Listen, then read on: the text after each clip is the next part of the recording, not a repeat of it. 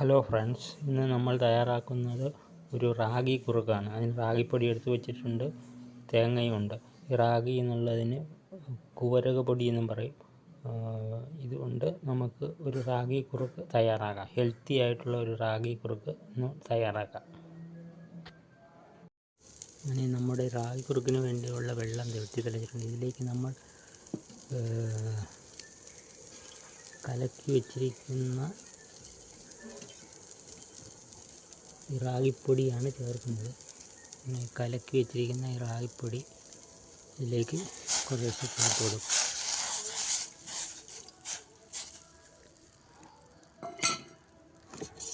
എന്നിട്ട് നല്ലോണം ഇളക്കി കൊടുക്കുക. കുറുകി വരും, വെന്ത് വരുന്നതോ ഇത് കുറുകി വരും. റാഗി കുറുക്കിന് വേണ്ടിയുള്ള കുറുക്കാണ്.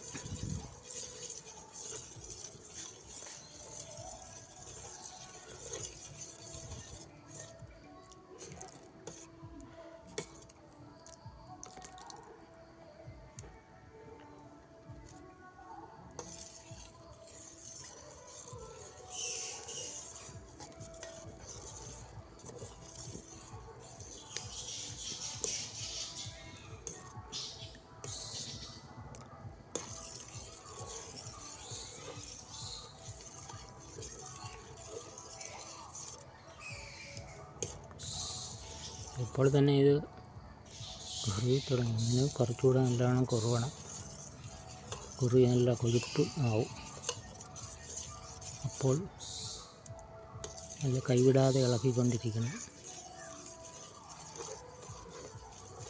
ആക്കി കാണിക്കാം കേട്ടോ. നമ്മുടെ റാഗി കുറുക്ക് റെഡിയായിട്ടുണ്ട്. ഇതേപോലെ കുമ്പള വരുന്നുണ്ട്. തീ വളരെ കുറച്ച് ഇട്ടിട്ടുള്ളൂ. ആ രീതിയിൽ വേണം ഇത്, അല്ലെങ്കിൽ അടിക്ക് പിടിച്ച് പോകും. ഇനി ചേർക്കുന്നത് ഇത്തിരി ഉപ്പാണ് ചേർക്കണം. ഒരു ഇന്തുപ്പുണ്ട്, കുറച്ച് ചേർക്കണം. എന്നിട്ട് തേങ്ങാപ്പാലുണ്ട്. ഇത് രണ്ടും കൂടെ ചേർത്ത് നമുക്ക് റെഡിയാക്കി എടുക്കാം. ഇനി ശകലം ഇന്തുപ്പ് ചേർത്ത് കൊടുക്കുന്നുണ്ട്.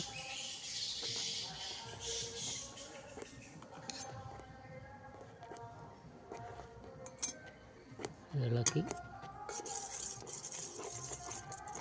എല്ലാവർക്കും പിടിപ്പിക്കണം.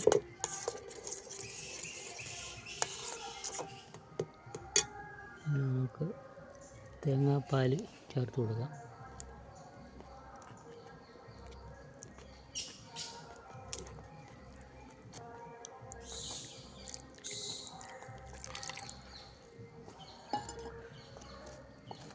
തീ കുറച്ച് വെച്ചേക്കണം. എന്നിട്ട് തേങ്ങാപ്പാൽ കൊടുത്ത്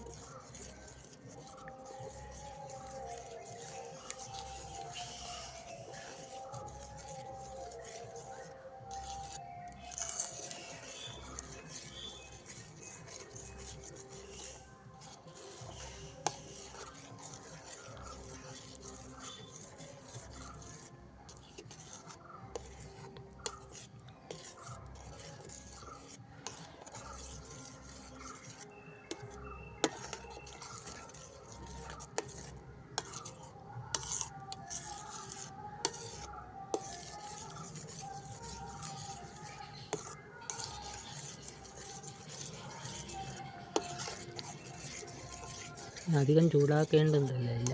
തേങ്ങാപ്പാൽ ചേർത്ത് അധികം ചൂടാക്കണ്ടെന്നാണ് പറയുന്നത്. അതുകൊണ്ട്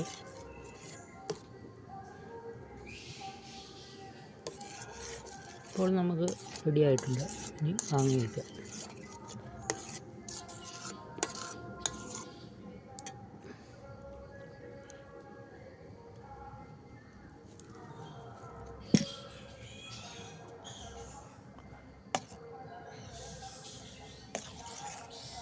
ഓക്കെ, ഇനി കാണിക്കാം. ഇതിൻ്റെ കൂടെ നമ്മൾ ഉണ്ടാക്കുന്നത് ഒരു തേങ്ങാ ചമ്മന്തിയാണ്. ഇതിൽ മാങ്ങ ചേർത്ത് ഒരു തേങ്ങാ ചമ്മന്തിയും കൂടി ഉണ്ടാക്കി ഇതും കൂടെ ചേർത്ത് കഴിക്കും. ഓക്കെ, കാണിക്കാം. ഹലോ, അങ്ങനെ നമ്മുടെ റാഗി കുറുക്ക് റെഡിയാക്കി വെച്ചിട്ടുണ്ട്. ഇതിൽ റാഗിപ്പൊടി കലക്കിയത്, അതിൽ ഉപ്പും തേങ്ങാപ്പാലും കൂടി ചേർത്തതാണ്. ഇത് മാങ്ങ ഒരു പൂളെടുത്ത് അതും ഉപ്പും പച്ചമുളകും ചേർത്ത് അരച്ച് ഒരു ഉരുട്ടിയെടുത്ത സാധനമാണ് ഈ ചമ്മന്തി. ഇതിൽ കാൽസ്യമുണ്ട്, അയണുണ്ട്, ഫൈബറുണ്ട്. ഇതെല്ലാം ചേർന്ന് നല്ലൊരു പോഷകസമൃദ്ധമായ ആഹാരമാണ്. എല്ലാവരും ഉണ്ടാക്കി കഴിച്ച് നോക്കും. ഇനി നമുക്ക് അല്പം ടേസ്റ്റ് ചെയ്ത് നോക്കാം.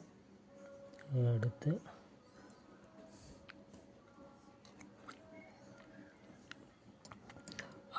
നല്ല സ്വാദുണ്ട്, അടിപൊളി.